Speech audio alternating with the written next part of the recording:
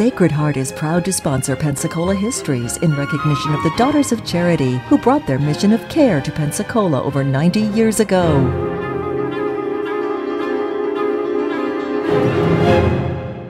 Hello and welcome to our continuing series of stories about Pensacola, North America's first-place city. And today we continue with one of the biographies of the men who really helped make Pensacola a great community. And today we want to talk about Colonel William Henry Chase. Chase was from New York, a West Point graduate. And after his graduation from there, he was in attendance on a number of major projects for the Corps of Engineers, the last of which in the period 18, 19, and 20, he was working to restore the forts over near New Orleans. And when it was announced that they were going to build a Navy Yard at Pensacola, Colonel Chase, or then Captain Chase, was chosen to be the engineer in charge of construction. And he arrived here in 1828 with the plans for Fort Pickens, Fort McRae, Fort Barrancas, and the redoubt, and all of the specifications that were supposed to go into them. And he arrived, and of course the first thing Colonel Chase had to do, or Captain Chase had to do, was to organize raw materials. And he did what anyone normally would do, did a survey of what was available. And yes, we had one or two small brick yards, and yes, there were one or two small lumber yards, and there were some brick production in Mobile. But the captain recognized there were nothing near what was needed for these tremendous programs. And so he literally did the smart thing. He went up and down the Escambia River, and he located sites where there was clay that was suitable for brick making. And then he went to various men who were men of means and had capital to invest. And altogether, he approached 8 of these men. And these men, they agreed to accept his contract, in which he basically said to them this: if you will invest your capital and build a suitable brickyard, then I will assure you that you will have the purchase by my project, purchase of your total production for a minimum of 15 years, and it will probably go beyond that because I believe I will also be involved in the construction of other forts downstate. Well, these 8 men, of course, picked up the cudgel. They agreed to do this, and their brickyards were created up and down the river. This is basically around where Molina and Barth and so forth are, and they went to work and produced huge numbers of brick. And he did the same thing with men who had the capital and the skills for lumbering. And as a consequence, they were able to put together timber cutting arrangements and lumber production. And all of this, of course, had to travel by water from the mainland out to Fort. The first site, of course, was to be Fort Pickens. And to do this, Chase arranged for the construction of small barges which would hold these products. And also they brought in a small steam tug which would be able to literally pull the barges from their loading sites into the bay and out, of course, to the end of Santa Rosa Island. And this he did most successfully. And of course, the first building of a fort began in 1829. And this was Pickens, and it took 20 million of those brick to build that fort. It took another 10 million to put together Fort McRae, and of course he went on with that, with the construction with Barrancas and the redoubt. And the last of these construction jobs ended almost on the 1st of January 1850. So it was a long process. And of course, to do the work on all of these forts, Jackson did not use local labor very much. Instead, he engaged, or the right word, he leased slaves that were owned by other fellow Army officers, and these were men who had been purchased and especially trained in the building construction trades. And these men were leased. They were brought to Pensacola. They stayed in what we would today call barracks, right adjacent to the Sound. And some of those men, they tell me, arrived here with the first construction, 1829, and they were growing to be old men by the time the last of the construction ended. Well, Chase was, of course, an Army engineer. He was a fort builder. But he was also a visionary. He was a realist, recognized that one of the things that Pensacola needed, if it was going to become anything except an outpost, it was a railroad. Because by the time we get into the early 1830s, the whole country was absorbed in railroad fever.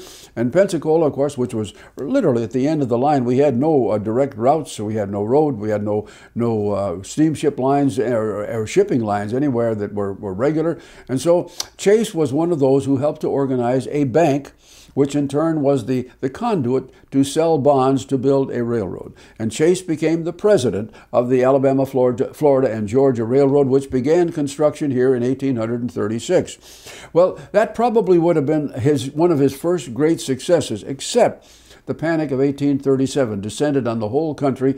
Most of the banks that were involved in this kind of thing went bankrupt. The railroad went bankrupt, and it was closed down. And it would not restart again until the end of the 1850s. Meanwhile, as we move through the cycle of his career here, Chase became well acquainted with the political structure. First of all, in territorial government, and then after we became a state in 1845.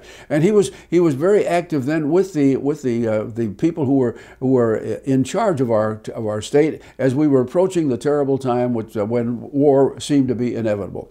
And so early in the 1850s, Chase became involved in two projects. Number one, while he was still on active duty, he became the president of another railroad. This one was to be called the Alabama and Florida Railroad, and it was to be built between the docks at Pensacola north to a point just to the east of present-day Flomaton, a town which was then called Pollard. And the Alabama, Florida, was supposed to join up with the beginnings of the Louisville and Nashville, which was being built to the west on a diagonal up toward Richmond and Washington. So Chase became the president of that railroad, and actual construction was underway by 1856. Within a few months, of course, the war clouds were gathering, and the new governor of Florida, a man named Madison Perry, recognized that there might be trouble coming. And so, for the first time, Florida was to create a militia. And Mr. Perry asked Mr. Chase, who was just about then to retire from his military career, if he would take on the role of colonel of the militia for this part of Florida, and Chase agreed that he would do so. So beginning in 1858, the militia was taking form, not in a big way, but nonetheless, the Chase was identifying where these men could come from, so that he could call them to arms when needed, and indeed that's what he did. The Alabama-Florida Railroad proceeded very well. And so by the time we get to 1860, it was all but finished. And Mr. Chase is standing by, watching pushing the railroad forward, because in his eyes, and of course people all across the South recognized how important that railroad could be. Because you have to visualize it this way. The port of Pensacola, the harbor, was of course just as beautiful and functional then as it is today. We had a pier, a dockage here at the foot of Palafox Street, and the idea was that if we had a harbor, if we had dockage, and if we also could put the railroad in place and draw products coming in, then Pensacola might be the primary entry port for war materials and other goods if a war should begin, because people were realistic. They recognized that if a war should begin, the South would have very little naval force to begin with, and of course the Federal Navy would be able to blockade all of the eastern ports. So Pensacola became a very vital peg in all of this, and Chase was pushing his railroad as fast as he could. We reached the fall of 1860, and of course the election of Mr. Abraham Lincoln pretty much set things in motion. And as this happened, when Mr. Lincoln was elected, the governor called upon Mr. Chase now to activate your militia and have them in readiness right after the 1st of January 1861. I, the governor, am going to call the legislature together and ask them to pass an act of secession. So Mr. Chase began that. Meanwhile, he continued to push the construction, of course, on the railroad, which was almost complete. Okay, comes January of 1861, the legislature does come together in Tallahassee, and over a period of about 9 days, they debate the order of secession and finally agree that Florida will withdraw and become the third state to do so. Meanwhile, the governor orders Mr. Chase call your militia to action. And Mr. Chase does this. The gentlemen, the men coming off of the farms from all over the area here come together, and they begin drilling here about the 8th or 9th of January with encampments in Seville Square and also in Ferdinand Plaza, putting together a force which, upon order, would then march to capture Fort Pickens, Fort McRae, Fort Barrancas, and the Navy Yard. And so all of this is taking place with Chase right in the middle of the story. And Mr. Chase, of course, is as busy a man as you can imagine, because meanwhile he's still pushing that railroad project. It is still about 4 months from actual completion. All right, we come to the order of the day. The Florida legislature orders that secession is now to take place, and Mr. Chase, Colonel Chase, now orders his men to arms. And there's one story, and I believe it's true because it is recorded in a number of the journals of the time, that as Mr. Chase gets his people in drill, gets them formed into what is a semblance of a military organization, about 20 of these young men who don't care for drilling and who think that they could probably overwhelm the world, realize that there are only about 65 federal troops commanding in place in Fort Barrancas. Fort Pickens is empty. Fort McRae has no defenders. So on the 11th day of January, these 20 men on their own take their muskets and some torches, and they march out of camp at early in the evening, and they march all the way to Fort Barrancas, where they announce to the corporal of the guard on the rampart there at the fort that they have come to take over the fort. Well, there's a brief exchange. We don't know who did it, but one of those 20 boys discharged a musket, after which the Federals returned fire by firing way over the heads of these 20 boys, who then took off and left. But the point was that we can always say that those first shots of the war between the states took place here on that particular moment. The next morning, Mr. Chase went to work and put together the full complement of his militia. They marched forward, and with no opposition at all, they captured the Navy Yard. Captain Armstrong, who was in charge there, had no plan for defense, and consequently the takeover was peaceful and quick. Quickly, Mr. Chase found out, of course, but overnight the lieutenant in charge at Fort Barrancas had transferred his 65 men out of that fort, rowed them across the Narrows, and had put them in Fort Pickens. So now, with the capture of the Navy Yard, Mr. Chase quickly discovered he was in command of all of the forts except Fort Pickens, and he quickly had himself rowed across and had a confrontation with young Lieutenant Slemmer, who was in charge of the federal forces. But Mr. Chase refused, wisely, I suppose that's the right term to use, did not risk taking an overt action to attack that fort.